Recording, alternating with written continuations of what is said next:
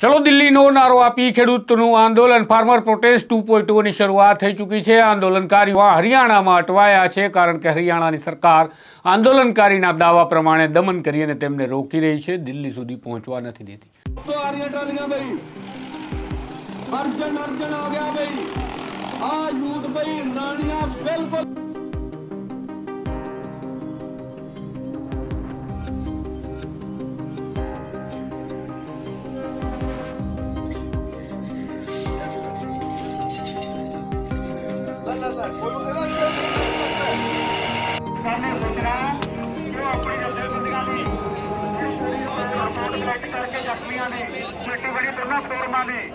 અંબાલા નજીક આવેલી શંભુ બોર્ડર પર લાખો ખેડૂતોનું હુજુમ છે, ત્યાંથી તેઓને દિલ્હી પહોંચવું છે। કિલોમીટર માત્ર 200 છે।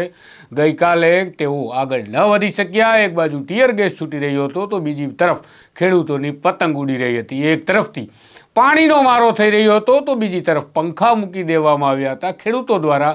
ત્યારે આજે મહત્વના અપડેટ છે, રેલ રોકો આંદોલનનું શું થયું, આજે સરકાર કયું પગલું ઉઠાવવા જઈ રહી છે। નમસ્કાર, હું છું આપની સાથે તુષાર બસિયા। નવજીવન ન્યૂઝમાં આપનું સ્વાગત છે। ફાર્મર પ્રોટેસ્ટ 2.0 ની શરૂઆત પંજાબથી થઈ છે, તો એ જ પ્રકારે ફાર્મર પ્રોટેસ્ટ જે પહેલી હતી તેની શરૂઆત પણ પંજાબ અને હરિયાણાથી થઈ હતી। બાદમાં રાજસ્થાન, ઉત્તર પ્રદેશ, મધ્યપ્રદેશ અને કેટલાક ગુજરાતના ખેડૂતો પણ આ આંદોલનમાં જોડાયા હતા। હાલ ફરીથી પંજાબથી આંદોલન શરૂ થયું છે। હરિયાણાથી તેઓને દિલ્હી જવું છે કારણ કે પંજાબથી દિલ્હી સુધી પહોંચવા માટેનો રસ્તો હરિયાણા થઈને પસાર થાય છે। હરિયાણા સરકાર પર આક્ષેપ લાગે છે કે ભારતીય જનતા પાર્ટીની કેન્દ્ર સરકારના દબાવના કારણે હરિયાણાની રાજ્ય સરકાર કે જે પણ ભાજપની છે તે ખેડૂતોને રોકવા માટે દમન કરી રહી છે। ખેડૂતોના આક્ષેપનું માનીએ તો બુલેટ ફાયર થઈ રહી છે, સતત ધણધણાટી ગોળીઓના છૂટવાનો અવાજ આવે છે અને ટીયર ગેસના સેલની તો વાત ન પૂછો, પરંતુ ખેડૂતોએ પણ આ ટીયર ગેસને નાથવા માટે કેટલાક કિમિયા અજમાવ્યા। ખેડૂતોએ ટીયર ગેસના સેલને નાથવા માટે અને ટીયર ગેસ છોડવા માટે ઉડી રહેલા ડ્રોનને નાથવા માટે પતંગ ઉડાવવાનો કિમિયો કાલે અજમાવ્યો હતો। આ તે દ્રશ્યો તમે જોઈ રહ્યા છો, તેમાં ખેડૂતો પતંગ ઉડાવી ડ્રોનને પાડી દેવા, ડ્રોનને પરાસ્ત કરવા માટેના પ્રયાસો કરી રહ્યા હતા। ડ્રોન પરાસ્ત થયા કેટલા કે નહીં તેના કોઈ સત્તાવાર આંકડા નથી, પરંતુ ખેડૂતોનું માનવું છે કે આ પતંગોને જોઈ ડ્રોન ફરીથી પરત ફરવા લાગ્યા હતા। તો બીજી તરફ પંખા પણ મૂકવામાં આવ્યા છે। આ વિશાળ પંખાથી અશ્રુ ગેસના ગોળાના ફેંકાતા જે ગેસ ઉત્પન્ન થાય છે, તેનાથી જે આંખોમાં બળતરા અને શ્વાસમાં તકલીફ થાય છે, તેનાથી બચી શકાય માટે ખેડૂતોએ વિશાળ પંખાની વ્યવસ્થા કરી અને તેના દ્વારા તેમણે આ ધુમાડાને પણ પોતાનાથી દૂર રાખવાનો પ્રયાસ કર્યો। ખેડૂતોએ માસ્ક પણ પહેર્યા। ખેર, તો આ સરકારનો મોરચો છે, બીજી તરફ ખેડૂતોનો મોરચો છે। સરકાર ખેડૂતોને રોકવા ઈચ્છે છે, ખેડૂતો દિલ્હી પહોંચવા ઈચ્છે છે।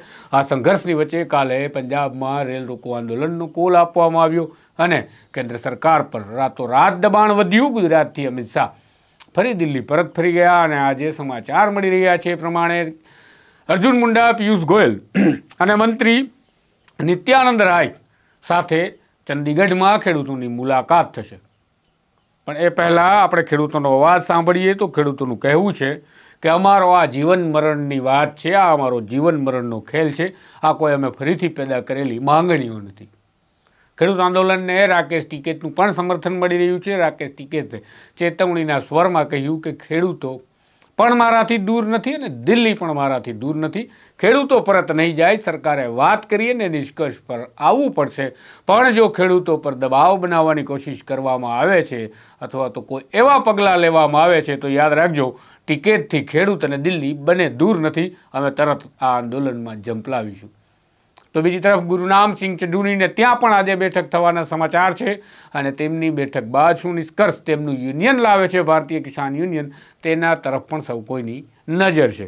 આ જ પ્રકારના સમાચાર, આ જ પ્રકારના ખેડૂત આંદોલનના અપડેટ અમે આપના સુધી પહોંચાડતા રહીશું, પરંતુ તમારે એના માટે નવજીવન ન્યૂઝની ચેનલને લાઇક અને સબસ્ક્રાઇબ કરી લેવી જોઈશે। સાથે જ નોટિફિકેશનના બેલને પણ દબાવવાનું રહેશે, જેથી કરી આ દરેક સમાચારના અપડેટ આવે ત્યારે સીધું તમને મોબાઈલમાં નોટિફિકેશનના માધ્યમથી જાણકારી મળી રહે।